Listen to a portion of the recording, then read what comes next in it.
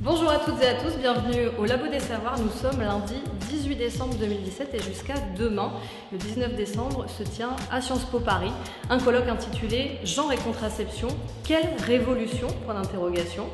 Alors, cette date, elle n'a pas été choisie au hasard, il s'agit du 50e anniversaire de la loi Neuwirth, c'est la loi qui légalise la contraception en France. À cette occasion, le Labo des Savoirs a ramené ses micros et ses caméras. Nous avons rencontré Véronique Seillier, coprésidente du planning familial France, ex-membre du Haut Conseil à l'égalité entre les hommes et les femmes, et Pierre Collin qui est donc le fondateur de l'association Ardecom, une association qui milite pour la recherche et le développement des moyens de contraception en direction des hommes. C'est parti. La science, toutes les sciences, au Labo des Savoirs. Accéder à la contraception, c'est aussi accéder à l'information, c'est accéder aussi à la santé sexuelle, c'est pouvoir savoir comment fonctionne son corps. Enfin, il y a vraiment beaucoup de choses qui sont importantes autour de ça. Je pense que c'est d'abord une démarche intérieure. C'est-à-dire qu'en fait, c'est plus une introspection, une remise en question des rôles qu'on a, de la méconnaissance qu'on a de notre corps, de comment se produisent les spermatozoïdes, etc. Mais aussi, une des craintes, par exemple, chez les hommes, et même chez des femmes par rapport aux hommes, c'est que, en se contraceptant, il y ait moins de désir, que la sexualité soit différente, mais d'une manière négative, etc., alors que ça n'a rien à voir. Au contraire. Donc, je crois qu'il y a une méconnaissance qui fait qu'on doit passer d'abord par l'intérieur pour apprendre, désapprendre.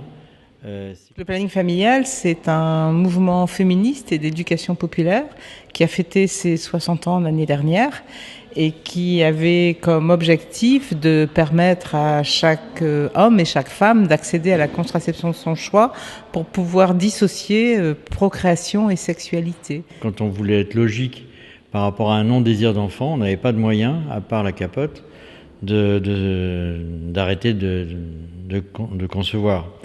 Donc on a fait une association pour rechercher les moyens de contraception. Donc on est tombé à ce moment-là sur le docteur Soufir au Sécos du Bicêtre et sur Roger Miosset à Toulouse pour les deux méthodes qui sont toujours en vigueur actuellement et essayer de faire la promotion effectivement de la contraception. Un des combats du planning qui est ancien et qui est toujours actuel, c'est d'informer les personnes sur toutes les méthodes de contraception. Quand on dit toutes les méthodes de contraception, c'est pouvoir parler aussi bien des méthodes qui concernent uniquement les femmes que des méthodes qui concernent aussi les hommes. Et il y en a quand même un paquet. Alors, pas tant que ça, mais quand même, je pense qu'elles existent et on a toujours tendance à dire qu'elles n'existent pas. L'autre point qui me paraît absolument essentiel, c'est de pouvoir aborder les questions de contraception définitive et les méthodes alors dites naturelles pour que les personnes puissent faire un choix éclairé. On présente l'ensemble des méthodes. L'autre point important, c'est de pouvoir mobiliser l'ensemble des personnes sur le fait qu'il existe une contraception masculine et que la contraception, c'est pas qu'une affaire de femmes. Ça se travaille dès le plus jeune âge avec l'éducation à la sexualité, qui est clairement inscrite dans la loi aujourd'hui. Il y a une loi qui dit aujourd'hui que toute personne scolarisée doit pouvoir avoir accès à une éducation à la sexualité à raison de 3 séances par année d'âge et 3 séances par an. Aujourd'hui, on en est vraiment très très loin. Donc ça, c'est aussi une façon de travailler non seulement sur les méthodes de contraception, parce que la contraception, c'est pas qu'un problème technique, c'est aussi un travail sur les rôles sociaux, sur les représentations qu'on s'en fait, les représentations de la maternité, de la paternité, parler de parentalité, et puis parler aussi du fait que on peut tout à fait être femme sans être mère. Ça, c'est aussi, je veux dire, on a encore beaucoup de travail à faire là-dessus. Et donc, je pense qu'il y a tout un travail à faire de changement de mentalité, d'implication des garçons et de faire en sorte que quand on parle d'éducation à la sexualité et de contraception, on pense pas uniquement femmes. Et ça, c'est un travail à faire avec les jeunes dès le plus jeune âge, mais aussi un travail à faire avec les professionnels de santé, un travail à faire dans toutes les structures d'éducation. Et ça, je pense qu'on a vraiment du boulot. On pensait que la sortie du livre sur la contraception masculine avec Soufir et Miosset allait être dévorée par tous les médecins progressistes qui voudraient contrebalancer les effets de la pilule de 3e génération pour les femmes et les risques de cancer, etc., tout ce qui est raconté autour de ça, en se précipitant sur la contraception masculine, avec des études sociologiques de l'OMS, etc. Donc, et en fait, ça n'a pas du tout été le cas parce que je crois qu'ils sont très encastrés dans des modèles genrés. Là, c'est le cas de le dire, puisque les gynécos voient des femmes mais ne voient pas le compagnon de la femme ou ne demandent pas à voir l'homme. Donc l'information ne passe pas, ils n'ont pas de formation pour ça. Donc en fait, on est complètement bloqué. Donc nous, notre souhait, en travaillant avec le planning, c'est d'avoir une diffusion de l'information au niveau des écoles, au niveau des centres de planification où les femmes viennent consulter, et au niveau des médecins dans les régions où est le planning. Après, il y a vraiment à prendre en compte le fait que dans des pays comme l'Angleterre ou comme dans les Pays-Bas, par exemple, la vasectomie est beaucoup plus utilisée parce que on n'est pas dans il y a tout un travail sur cette vasectomie qui est mieux présentée, dont on parle davantage, qui est plus accessible, que chez nous, c'est encore compliqué d'y accéder. C'est évident que la plupart des hommes, je dirais à 35, 40 ans, 45 ans, en général, pour 80% d'entre eux, ont eu des enfants et n'en feront pas d'autres. Il y a toujours le cas qu'on nous raconte où effectivement le vieux se divorce, se retrouve avec une jeune qui veut avoir un enfant de lui, etc. Il y a la conservation du sperme, il y a la reperméation qui marche dans 70% des cas. De toute façon, on est un pays qui est favorisé par rapport à ça. Et c'est en informant les personnes qu'elles feront leur propre choix. Je pense que ça sert à rien d'imposer. Enfin, on a vu ce que se donnaient des politiques, j'ai envie de dire, d'obligation, de contraception, de stérilisation, et on n'est pas du tout là-dedans au planning. Au planning, pour nous, ce qui est important, c'est que les personnes choisissent en fonction de ce qu'elles souhaitent. Et quand les personnes ont le choix et quand elles ont l'information nécessaire, je pense que c'est ça qui va faire avancer les choses. On a aussi beaucoup de normes contraceptives en France.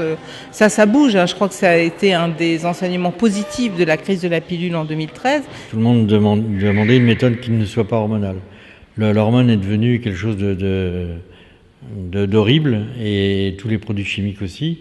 De façon peut-être exagérée actuellement, mais en tout cas, oui, on est dans cette dynamique-là. Les femmes, aujourd'hui, sont plus exigeantes en matière d'information et on assiste à un début de diversification des méthodes contraceptives. Et ça, je pense que c'est quelque chose qu'il faut qu'on encourage.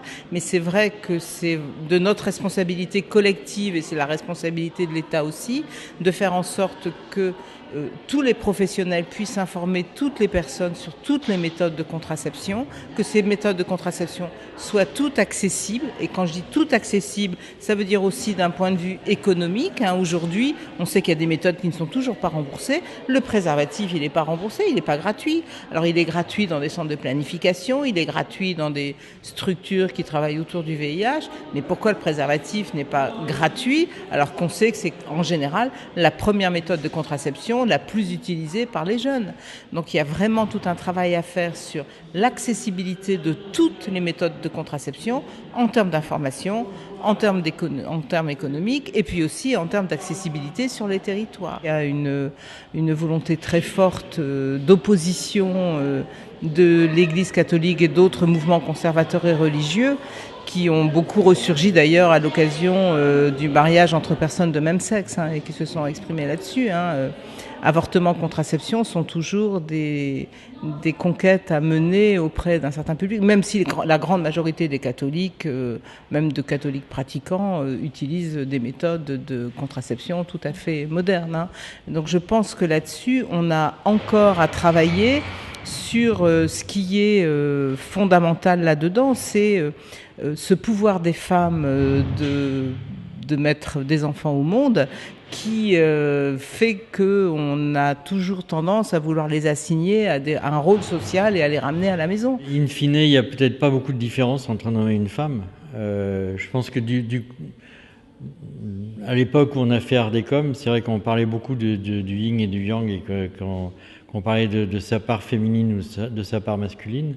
C'est vrai que l'analyse de genre après a amené a démontré qu'effectivement on était dans un système de domination mâle et que ça on n'en sortirait pas de manière évidente et peut-être jamais, parce que tous les États, tout est fait là-dessus, mais que quand même on arrive à grignoter, mais que fondamentalement un homme et une femme ressentent peut-être la même chose par rapport à la nature, par rapport à eux-mêmes, et que les sentiments qui émergent sont identiques. Je pense qu'il est vraiment important de faire en sorte que les femmes, comme les hommes, puissent choisir de mettre au monde les enfants qu'ils le souhaitent, s'ils le souhaitent, et c'est pas une obligation.